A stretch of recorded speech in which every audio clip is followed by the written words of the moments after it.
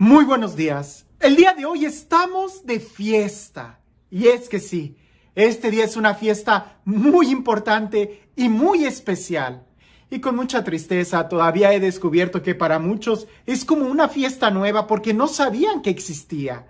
Es tan antigua como lo es el Evangelio, pero al mismo tiempo es tan nueva como lo es cada amanecer. El día de hoy estamos celebrando a María como Madre de la Iglesia. Y lo sé, y vaya que sí lo sé. Siempre que hablamos de María, se suscitan muchísimos sentimientos encontrados. ¿Por qué? Pues porque estamos hablando de algo con tanta pureza que a veces incomoda a más de una persona. No importa qué tan bíblico, qué tan dogmáticos, qué tan recios seamos en la tradición o en la exegesis bíblica, siempre va a haber muchos comentarios. Así que el día de hoy, como dicen, sobre aviso no hay engaño. Voy a hablar y voy a dirigirme únicamente a aquellos que verdaderamente han leído el Evangelio, a aquellos que han aceptado las palabras de Jesús como palabras de vida eterna, a aquellos que así como el ángel le dijo a José, no temas tomar a María contigo porque lo engendrado en ella es obra del Espíritu Santo, así a aquellos que no tienen miedo y que reciben la palabra de Dios, a aquellos es a los que me dirijo. Así que es una reflexión personal. Si en algo te ayuda, tómala, porque estoy seguro que mucho podemos aprender y mucho necesitamos escuchar el Evangelio, la buena noticia en nuestro diario vivir.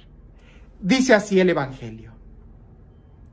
Junto a la cruz de Jesús estaba su madre y la hermana de su madre, María, mujer de Cleofas, y María Magdalena.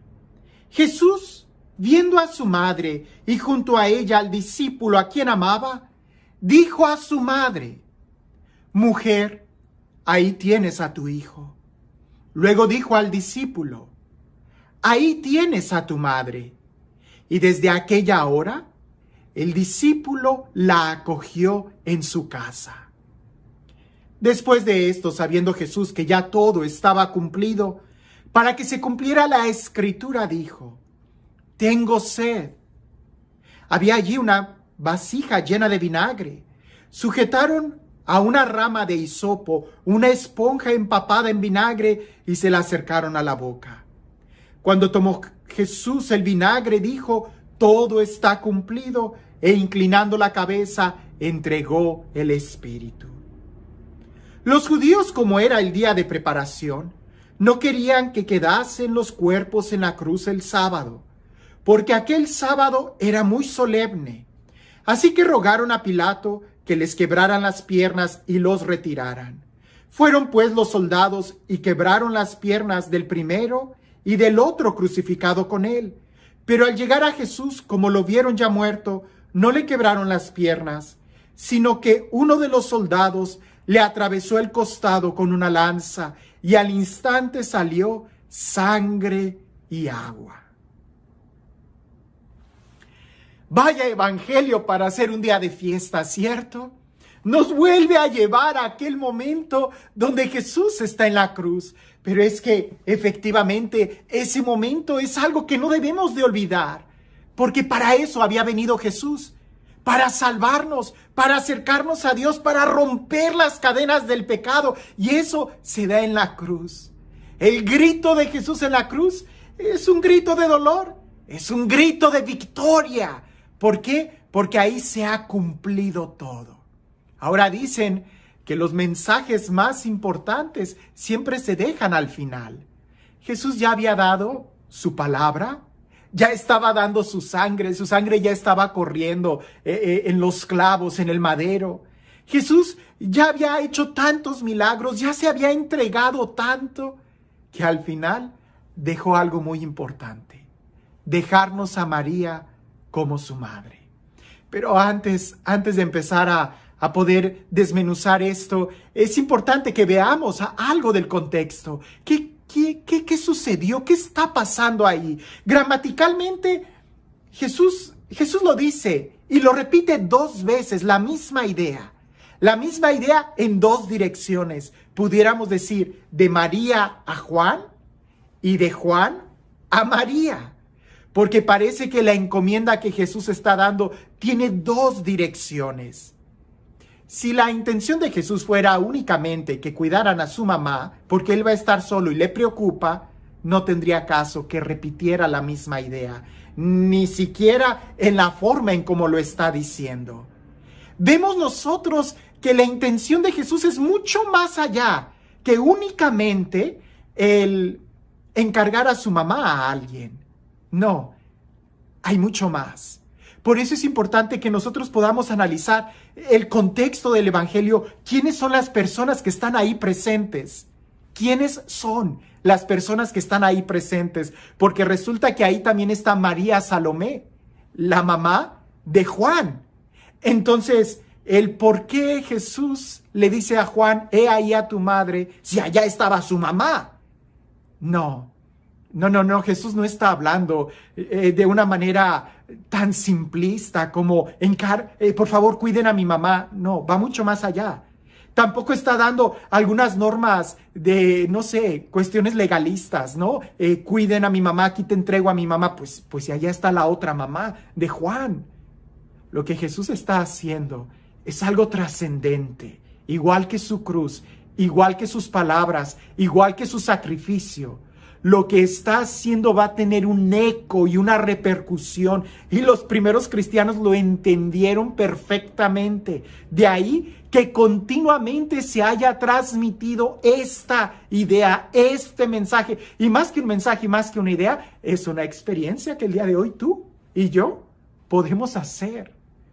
Incluso los primeros íconos que se pintaron y que están en las catacumbas son en referencia a María y a Jesús como el buen pastor, pero a María inmediatamente los cristianos le tenían una devoción por estas palabras. Analicémoslas un poco. Dice, y lo primero que Jesús hace es encargarle a María Juan. Es decir, le dice Jesús a María, María, he ahí a tu hijo. Y luego voltea y le dice a Juan, Juan, he ahí a tu madre. No se trata de que Juan cuidara a María, porque en ese sentido más bien parece que a Jesús le preocupa más Juan, puesto que le dice a María, ahí está tu hijo, cuídalo. Y luego le dice a Juan, ahí está tu madre, cuídala. Es decir, hay una relación muy profunda en estas dos dimensiones. Lo que Jesús está haciendo es mucho más que un simple encargo. Está dando a su propia madre, como madre de la iglesia, como madre de todos los bautizados, y con una doble encomienda, porque a María le dice, he ahí tu hijo. Y con eso nosotros podemos decir todo. ¿Para qué tiene una madre un hijo? Si una madre va a tener un hijo, ¿es para qué? Para cuidarlo, amarlo, protegerlo, ayudarle a crecer. Bien, Jesús le está diciendo a María, he ahí a tu hijo. Y con eso todo lo que significa, cuídalo, ayúdalo, acompáñalo. Él no está solo, cuídalo. Y luego le dice a Juan, he ahí a tu madre. ¿Y cuál es la relación de un hijo para con sus padres? El honrarlos, el respetarlos, el escucharlos, el recibir su consejo. Ahora, no es que solamente se lo estuviera dando a Juan. Esto es importante, porque repito, ahí, si leemos otra vez el Evangelio, vamos a encontrar que ahí también estaba María Salomé. Y María Salomé es la madre de Juan. Por eso, ¿qué clase de falta de respeto hubiera sido para María Salomé si está escuchando eso y va a decir, óyeme, pues si yo soy la mamá de Juan, yo puedo cuidar de él? ¿O qué? ¿Alguien está tomando mi lugar? No, es que no era solamente para Juan. Esas palabras pareciese que eran, como bien lo dijo una vez Ignacio Larrañaga, eran como un signo sacramental, que significan precisamente lo que dicen y provocan precisamente lo que dicen. Una relación familiar, filial. Ahora, el alcance, así como su crucifixión, es por la posteridad. El papel que María tuvo en la vida de Jesús Fue fundamental. Nadie lo puede negar. Si en la línea de los profetas hablamos de profetas mayores y profetas menores, si en la línea de la salvación histórica hablamos del papel importantísimo que tuvo Abraham, que tuvo Moisés, que tuvieron todos los profetas, si el día de hoy honramos nosotros a San Pablo y a todos los demás apóstoles, imagina qué lugar tiene María. De una manera increíble, la historia de la salvación estuvo también dependiendo del sí que ella dijo. No me malinterpretes, y no malinterpretes, ni digas cosas que no lo son. María no salva, eso nos queda claro. Quien salva es Jesús. Nosotros no adoramos a María, eso es mentira, no. Al único a quien adoramos es a Jesús. ¿A María? A María la veneramos. ¿Por qué? Porque María es una bendición de Dios para cada uno de nosotros. De la misma manera que yo escucho con atención las palabras de San Pablo, las palabras de Moisés, las palabras de Elías, las palabras de Isaías, con mucha mayor atención debería yo de estar al pendiente de las nociones que María puede darme cada día de mi vida. ¿Por qué? Porque Jesús así lo quiso. No nos dejó huérfanos. Nos está dando a María, su madre, como nuestra madre. Y es que en esto, como en toda la Sagrada Escritura, necesitamos dar un paso en fe. Si no, ¿qué caso tendría que Jesús hubiera dicho eso? ¿Qué caso tendría que se hubiera registrado en el Evangelio? ¿Y qué caso tendría que en más de 2000 años de historia del cristianismo se haya seguido registrando este texto? He ahí a tu madre, he ahí a tu hijo. No es solamente un encargo que se está dando para que cuídala, sino más bien es algo que va a trascender a lo largo de la historia. Y si el día de hoy tú también eres capaz de abrirle tu corazón a Jesús y creer en Él, vas a también recibir a la mamá de Jesús. Y la mamá de Jesús no es nada más y nada menos que la mamá del Dios hecho hombre. Porque Jesús es Dios hecho hombre. Y si yo me uno a Él, a Jesús, y si yo logro llamar a su Padre Dios, mi Padre, unido a Él, no hay nada que impida que yo también tome a María como mi madre. Y este Dios, el Dios del amor, el Dios de la paz, el Dios de la vida, el Dios de las relaciones familiares, el Dios que nos acompaña, el Dios que nos cuida, que sea Él quien el día de hoy y siempre nos bendiga, en el nombre del Padre, del Hijo y del Espíritu Santo.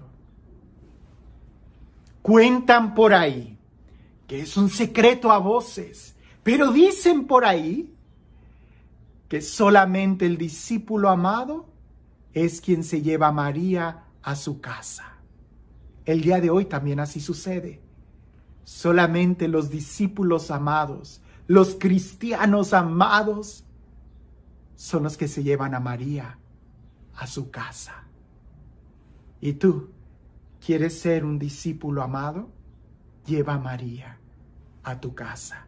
Y no tengas miedo, que lo que le ha sucedido a ella es obra del Espíritu Santo. Que tengas un excelente día.